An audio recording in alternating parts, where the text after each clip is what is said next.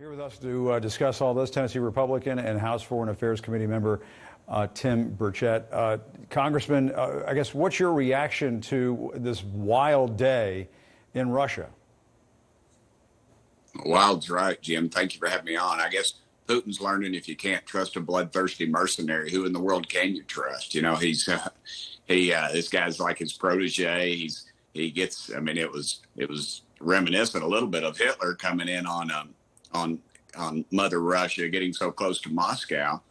And then, of course, I guess they hit his price and he turned around and hightailed it to Belarus. And but you have to wonder, though, he got so close without any military raising a hand at all, Jim. And so that tells me one of two things: either that the Russians said, in fact, keep away from this guy, or they were afraid to take him on. Because, if you saw any of the pictures of him in some of the towns, people were getting selfies with him. He was getting the rock star treatment. So it's very interesting. And, and I would warn people that are anxious to see Putin dethroned. I mean, if this guy were to take over, he is a bloodthirsty SOB, man. He's another no count. And it's, it's very reminiscent to me of during the Second World War. I've studied a little bit of the history there. My father fought in it.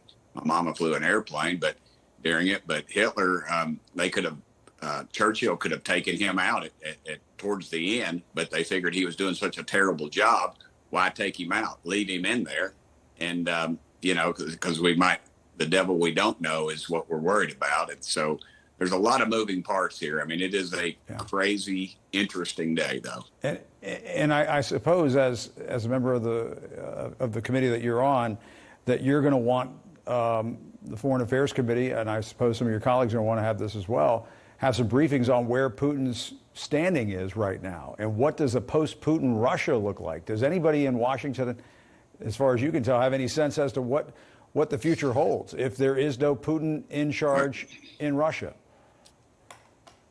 And I caution my colleagues because, military intelligence to me is a whole lot like congressional ethics. I'm not sure if it exists. They predicted, even with our incredible investment, that in fact, Putin would just roll over Ukraine. You remember the talks, it was in 2 weeks. They had no idea that the Ukrainian people would rally around Zelensky and their country and defend their homelands. So, it's a toss-up anyway. I think it's a whole lot like the weather in Washington with Russia in this case, because everybody just sticks their head out the window and says, well, yeah, in fact, it's raining. They'll predict rain. And that's pretty much what the intelligence community has been doing on this war. And do you think Putin hits back harder at Ukraine? What should the Biden administration be thinking about? What should members of Congress be thinking about? Should Ukraine try to take advantage of this opportunity? Is now the time for Ukraine to maybe push forward even more aggressively, if that's even possible, for the U.S. to send even more weapons to Ukraine to take advantage of this moment? Well, yeah, you would think they're weakened, but Prigozhin, his Wagner group, his mercenaries, the majority of them are heading back or still over there. So, I don't know that it weakens the military. I think morale-wise, it sure as heck would. But as you've reported many times, what do the Russian people know, and what do their troops know? What are they being told? They don't have the access to the media. They can't turn on cable TV and watch CNN like we can and find out what the heck's going on. So it's kind of a toss-up, really. It's a brutal war, and it's wearing them down, I suspect. And I don't see monetarily how they can withstand too much more of this, just because it's gone on so long. It has to be stretching their finances very thin, and I suspect, and that hurts back home. So, and you saw, when they were rolling in, I thought it was a lackluster at best attempt of the folks trying to stop Prigozhin from coming in, and the Wagner group. Yeah. So who knows? Let me ask you this. Back in April, you and other conservative lawmakers sent a letter to President Biden saying you'd no longer support, quote, unrestrained American aid to Ukraine. Do you want to reconsider that? I don't, personally. I still think it's not our war. It's Europe's war. I still think I still think Putin's a dirtbag, and I wish he'd be deposed, and I wish somebody had a bigger heart for Russia and their people, and the Ukrainians would take over. But I still think it's a bad idea for us to be in that war. It has shades of Vietnam, and we're just ramping this thing up. And and now we're talking about NATO. Don't you want to see the Russians defeated? I mean, would now be the time to ramp that up?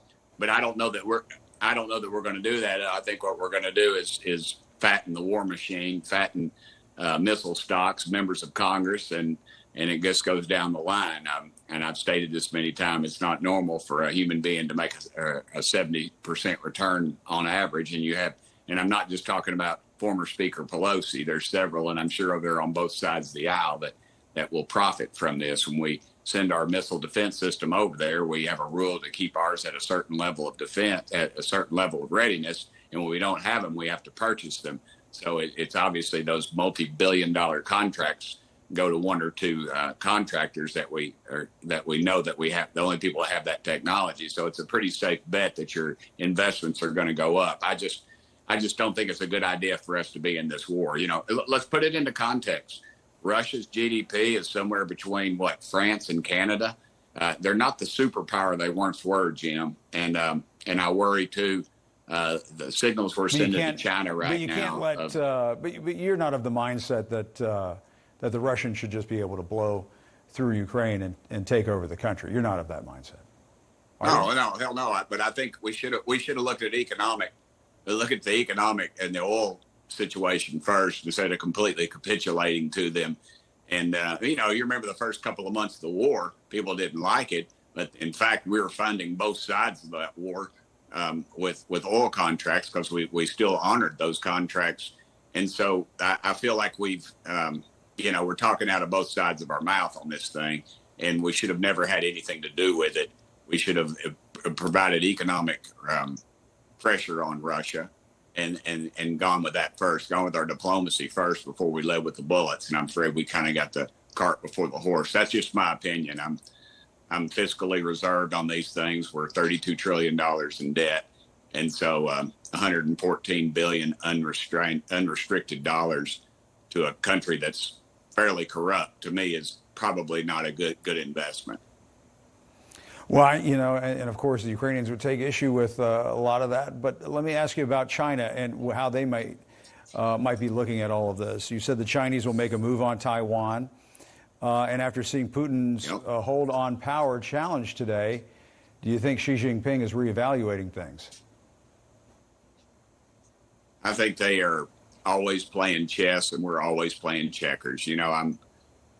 My thoughts on that are we've been so compromised. They know our moves before we make them. I mean, you go from TikTok to the balloon that flew over this country that just absorbed every bit of technology that we had, to their infiltration to our colleges and campuses, to our research institutes, buying property around our military installations. They are multifaceted. They investment in oil rigs so they can monitor our ingress and egress on our eastern and our southern seaboards.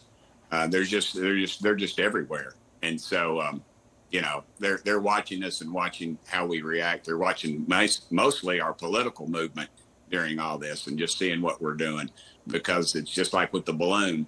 I believe the most they got from that, they got a lot of technology, but they saw how we would react or not react, and they saw our military how it would not react in our White House. So I think they're playing the long game. Somebody who, but getting back to Putin, I mean, I will ask you this, and I have to make this final question. Some in your party have elevated Putin as sort of the strong man to look up to.